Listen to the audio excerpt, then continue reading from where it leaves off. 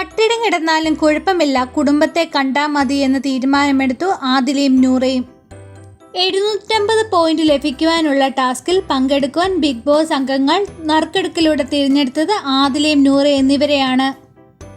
സാധിക്കില്ല എന്ന് പറഞ്ഞുകൊണ്ട് പിന്മാറുവാൻ എളുപ്പമാണെന്നും എന്നാൽ മറ്റുള്ളവർക്കും വീടിനും വേണ്ടി എന്തും ത്യജിച്ച് ലക്ഷ്യം നേടിയവരാണെന്നും ത്യാഗികൾ എന്നും ബിഗ് ബോസ് 750 പോയിന്റ് ലഭിക്കുന്ന പുതിയ ടാസ്കിനെ വിശേഷിപ്പിച്ചത്.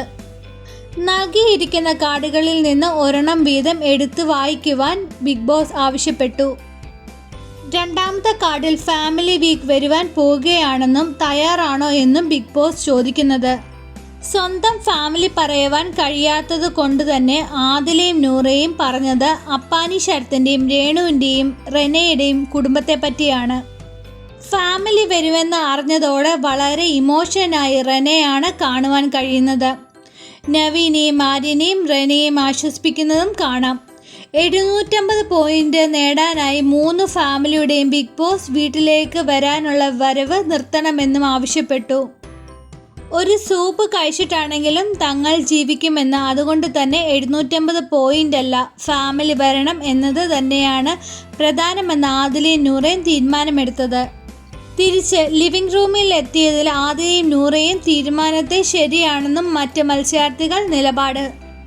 എന്നാൽ 750 പോയിന്റ് നഷ്ടമാക്കുകയും അവശേഷിക്കുന്ന 1250 പോയിന്റുകൾ മാത്രമാണെന്ന് ബിഗ് ബോസ് പറഞ്ഞു. എന്നാൽ ഫാമിലി വരാനുള്ള സമയമായിട്ടല്ല എന്ന നിലപാടാണ് ബിഗ് ബോസ് കുറച്ചു സമയങ്ങൾക്ക് ശേഷം തീരുമാനിച്ചത്. ആദിലയും നൂറയും തിരിച്ചു വന്നപ്പോൾ ഏറ്റവും കൂടുതൽ ഇമോഷണലായത് അപ്പാനി ശരത്തായിരുന്നു. ഒരുപാട് പീഡനങ്ങളുടെയും ഭീഷണികളുടെയും വെല്ലുവിളികളും നേരിട്ട് ഹൈക്കോടതി ഉത്തരവിൻ്റെ തണലിൽ ഒരുമിച്ച് ജീവിതം തുടങ്ങിയവരാണ് ആദിലയും നൂറയും. വി ആർ ലെസ്ബിയൻ കപ്പിൾസ് എന്ന നെഞ്ചുറപ്പോടെ പ്രഖ്യാപിച്ച ആദിലയും നൂറയും ഇന്ന് ബിഗ് ബോസ് പ്ലാറ്റ്ഫോമിൽ മലയാളികളുടെ സ്വീകരണ മുറിയിൽ എത്തിയിരിക്കുകയാണ്.